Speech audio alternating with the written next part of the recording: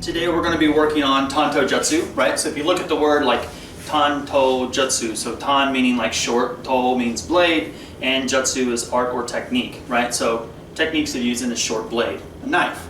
Most people translate Tanto Jutsu simply to knife fighting, or edged weapon training, edged weapon fighting. Now, before we begin and I get into this, the different kinds of knives and what you should carry and why you should carry and all that kind of stuff, because we are a Koru school, we teach Koru Ninjutsu, Koru Bujutsu, I think it's very important that all of my students all over the world, so whether you guys are at the Hanbu Dojo here, whether you guys are in one of our other dojos, whether you guys are in the online Ninjutsu Dojo, if you guys are part of the Budo Ryukai, I'm saying as the head of this organization, you guys need to carry a knife. If it is permissible legally in the area that you live, you guys need to be carrying a knife. I'm not saying do it illegal, but if it's legal, you need to be carrying a blade. I think it's a ridiculous notion for anyone who studies samurai bujutsu or ninjutsu and doesn't carry a knife. And the reason for that is when people get interested and they want to learn the art of ninjutsu, they want to learn samurai warfare, right? Samurai bujutsu. What is the first thing that intrigues them? Of course, honor, respect, dignity, all that kind of stuff. But the one thing that really gets them there is the sword, right? You cannot subtract the katana, right? You can't take away the sword when you're thinking of samurai. Just the same, you can't take away the sword when you think about ninja, right? I mean, they carry swords, they carry edged weapons. So the fact that they were just masters of using a blade in combat, just on that idea alone, I would think anybody who studies these arts should be carrying a knife. Now, different knives are made for different reasons, and I want to kind of go over that, okay? A lot of times people use the term nowadays, the modern term is EDC, everyday carry. That's the modern term right now. You guys can use whatever term you want. I think you guys should be carrying a damn knife. Now, I mean, just out of the spirit of what we do. In the Budo Ryukai, we have 5 areas of training, right? And you guys know one of those 5 areas is studying the 7 warrior traditions, the kata, the philosophy, all that kind of stuff. One of the other areas of training is Gendai and Gawaza, which are the modern variations. So if you're going to study Esshin Ryu Iai Jitsu, you should be also carrying a damn knife. I mean, the whole art of Esshin Ryu Iai Jitsu is learning the quick draw with a sword against surprise attacks, so on and so forth. Well, you should be carrying some sort of a blade to do the same thing. And that's just a modern variation of an ancient art. And that's just from that one basic principle alone, everybody in the Budo Ryukai should be carrying a knife at some form. Now, in Japan at that time, you would see something more of a classical tanto like this. Of course, they had lots of different blades, but this would be your classical tanto at the time. When you guys carry a knife, the big argument, we're going to really make this this particular lesson as short as possible. You can do one of 2 things. You're either going to have a knife that's going to be a fixed knife, or you're going to have one that's going to be a folding knife. Okay. So a fixed knife is something like this, to where it's there. It doesn't fold. You have to put it in some sort of a holder, right? And it's fixed. You pull it out, there it is. There's your fixed. A folding knife is something that you have to fold, you have to open it up to use. Okay? I highly suggest beyond any question, you should have a folding knife when using it for self-defense. Now I'm going to explain why in a second, although I will admit having a fixed blade is just like a sword. Once you pull it, you're ready to fight. There's just no other way around it. You don't have to flip it around and mess with it or drop it or fumble around with it. I mean, it's ready to go. But it does give you limitations in certain realms, okay? Now, if you are using this type of a fixed knife, if you pull it, it's already ready to cut. But just because you're carrying a knife doesn't mean you should always want to cut the person that's trying to come against you. Even if you are using it in the act of self-defense, you're still going to have to get in front of a judge and articulate the situation. Just because you can cut someone does not mean you should cut someone.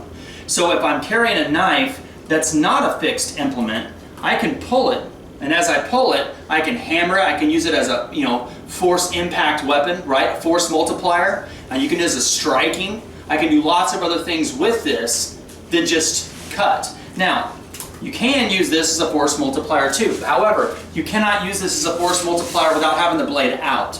So if I use this as a force multiplier, let's say I'm going to go in here and I'm going to strike the enemy in front of me like this, But if they move forward when I'm hitting them, now the damn thing comes into me.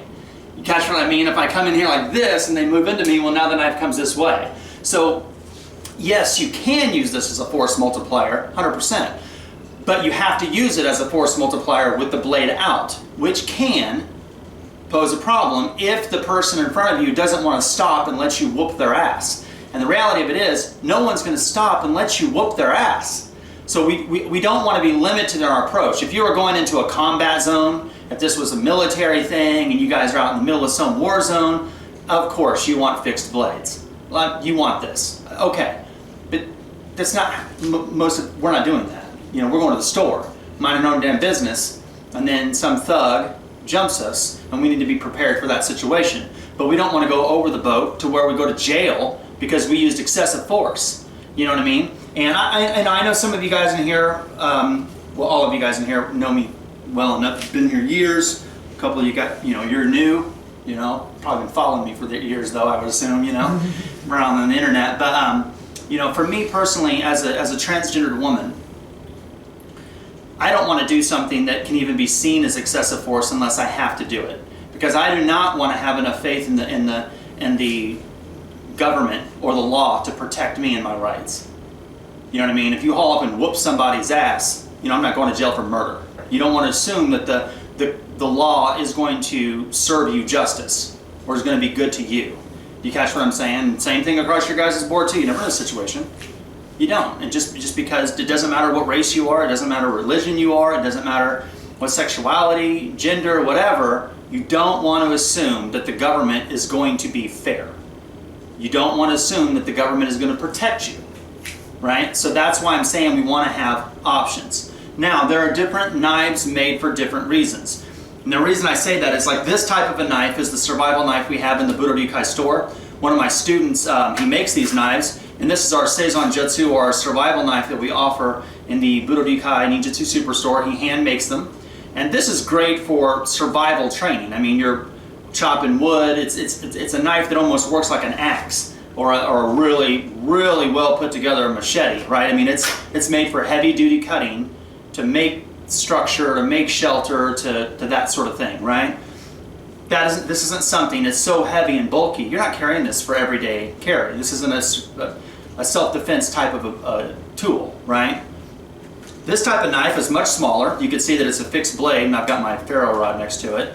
Much smaller, right? And it's a K-bar. It's an old K-bar that I have.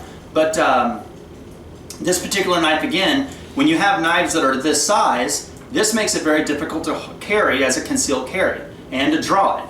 And again, you're limited by what you can do with it with the blade being out, okay? So in that sense, because it's so big, because it's so bulky, this is something that I use. I've got in my survival bag that I use more for like creating, creating fire or dealing with fishing or things like that, right? So now let's jump to what you should be using and why. We talked about what you shouldn't use, now let's talk about what you should have. You need to have something that is, I got two different ones here for you guys. You want to have something that's going to be small and compact that you can fit in your hand. You want something that's going to be lightweight. You do want something that's going to be tactical, okay? And we're going to go over that. This is one of the knives that I carried for many years, and I keep this in this is my purse knife. And this particular knife, as you guys can see, it has holes in the handle. The blade is heavier than the handle, okay? You have a blade at the top, serrated edge on the bottom, and it's flat on the top that I can use to grip or grab onto someone with. This is what I keep in my purse. Now this particular knife is great. It gives me the option of throwing the knife as well because the handle is lighter than the blade itself. So you know when you throw something like a throwing axe, the axe always will hit the target, not the handle, generally speaking. The weight comes around as you throw it, okay? So this is a great knife to have as a tool. I've got it thrown in my purse. You can keep it in a car, something like that. It's okay for an EDC, but it is limited compared to this one. Now this particular knife here, and this is a knife that I am going to do a review on as well and throw it on YouTube. This particular knife here is a Smith & Wesson, and this is the Smith & Wesson Border Control, and it's got a tactical grip. For those of you guys, if you don't know what the word like tactical, just basically means that you can use it in multi different things. Like this is just black, that's one thing, but it doesn't have, tact is touching. tactical training. You're touching something, you can grab onto it, right? So this is rubber around the handle so that even if I'm in a wet situation, it's not going to slip out of my hands. As you can see, this particular knife here, it's flat where my fingers would go through. See? With this one, you see where there's ridges for my fingers to fit, right? It's multi-use. On the back of this one here, notice that it's just kind of flat across the top. So if I did stab something, my thumb can kind of come all the way up the top of that blade, right, as I stab in. This particular knife here has a lip at the top for your thumb, so as you do strike and stab into something, your thumb doesn't slide up the edge. It also has a bump here, which is what you can use it here as to flip it, see? But this little part here that you can use to open, when you do open it, it clicks into place here, which as your fingers come in the hold here, that will enable your hand not to slide up your blade. If you are pressing in something, that's going to keep your hand from sliding up and cutting your hand on the blade. Serrated edge, it's got a Tonto style tip. This is just a great knife to carry as your everyday knife, which you should be carrying. Over here at the bottom, at the back of the blade, it's got a seat belt cutter. I mean, I think we all drive cars, right? The shittiest thing is you get cut in your car and you can't get yourself out for any reason, whether it's a wreck or something. Here you have a seatbelt cutter. You can cut yourself out of the car and get yourself out. The back of it here, you've got a glass breaker. And the reason I think that is a massive thing to have on your everyday carry is because on this particular knife, granted, yeah, I mean, hitting something with the back of this, that's gonna hurt, you know what I mean? From impact force multiplier. But this is designed to hit shit. This is designed to break glass. You imagine a glass breaker going on someone's jaw? You know what I mean? So when you have a knife that you can easily pull and get to, you have a tactical grip that's going to stay in your hand. It's molded for your hand.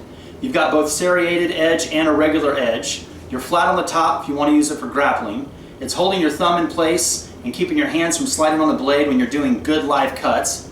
You've got a cut to get, you know, a seatbelt cutter here and a window breaker, a glass breaker on the back. This is something that is a great thing to carry for your EDC. Okay, this is a great knife to have, and this is what we'll be working with. This type of a knife is what we'll be working with today. Okay, but anyway, that's the idea of what I feel that you guys should be having. When you guys do have these, I want to put a footnote here. One more thing before we start running drills. The big movement now is to have a mechanical knife where you push it and it kind of flips out on its own like a spring assisted knife. I don't want to say like a switchblade, but a switchblade type of a knife where you go like this and it flips out. I want to say that I don't agree with that, and I want to tell the camera why. You don't want to put your life on the line and you're fumbling around with some goddamn mechanical option and it fails on you.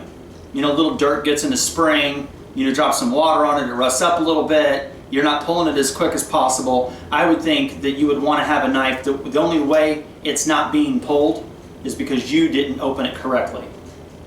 You catch what I mean? So you don't want to have one of those where you push the button and then it flies out on its own. Because unless there's a mechanical option for you to move the blade. Does that make sense? Okay. So carrying a knife in our art is extremely important for everyday use. I could give you a variety of reasons from a survival perspective of everyday use, but for self-defense. Yes, you can use it as a lethal threat, but you can also use it as a force multiplier and strike and use it for other reasons, whether it's striking, grappling, controlling, and or cutting for lethal force.